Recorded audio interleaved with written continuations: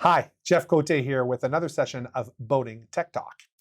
So we've got a question from a fellow boater, Steve. Steve asks, Jeff, I've got a single outboard and I've got one start battery and one house battery. By the way, right there, I'm liking it, right? So you've got an outboard, sure, you have one battery for starting the engine, but it's always good to have a backup battery for your house loads, okay? And even if you don't even have divide and conquer and do engine and house, then you should have battery one, battery two. If you have an outboard, you should have two batteries. Because when we're on the water, you don't want to have all your eggs in one basket and have only one battery that can start the engine.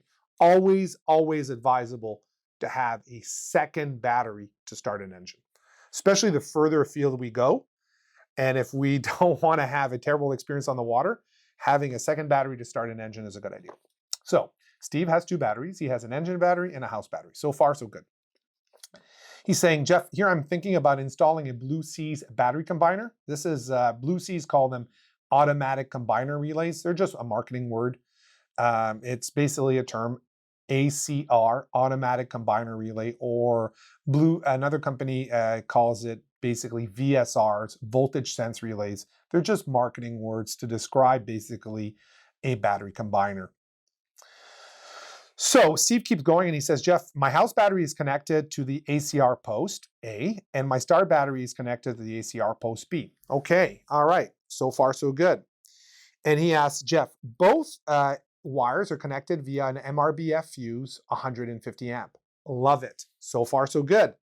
Very important when we're putting battery combiners on our boats, it's essential to not take shortcuts.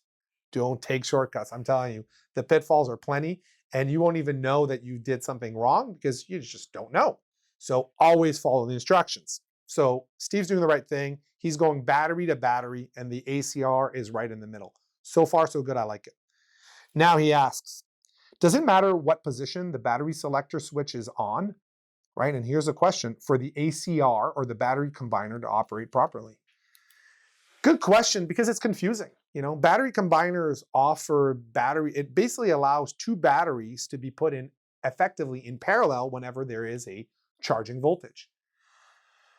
The ACR works regardless of whatever the battery switch is. Battery switches are something else. Yes, they would manually put potentially your batteries in parallel, and of course they would.